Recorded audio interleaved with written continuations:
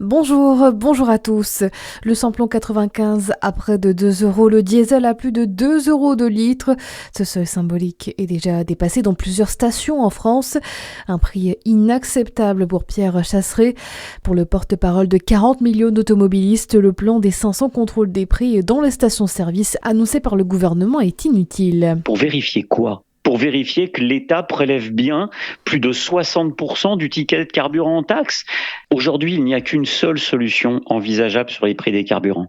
C'est d'abaisser tout de suite notre fiscalité en France au niveau imposé par les minima européens. Cela doit se traduire par une baisse aujourd'hui même de 60 centimes sur le prix des carburants par l'abaissement des taxes au niveau de ce que nous imposent au minimum les directives européennes. Mais 60 centimes en moins sur le ticket de carburant par litre, ça redonnerait du souffle aux Français. 40 millions d'automobilistes a lancé dimanche son opération #balance ton plein. Objectif, diffuser les montants d'un plein avec les photos prises par les automobilistes. Plus d'infos sur le site 40millionsdautomobilistes.com.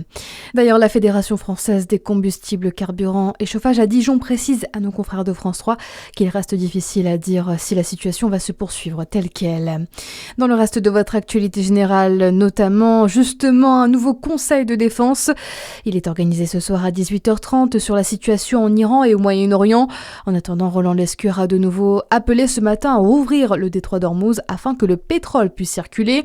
Le ministre de l'économie qui a également estimé qu'il n'y avait pas de formule magique ni de recette domestique pour empêcher la hausse des carburants.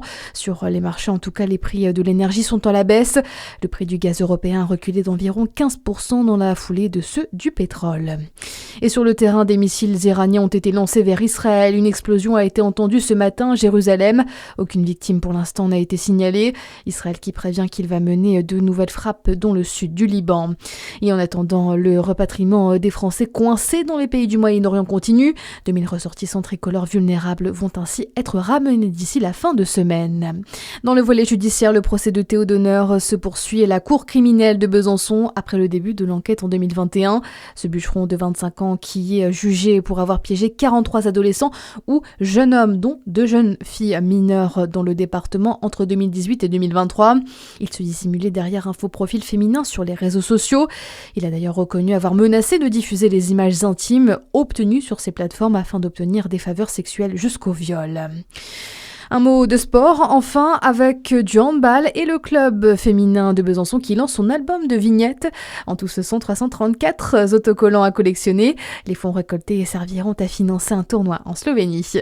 Voilà pour l'essentiel. À suivre la météo sur Fréquence Plus.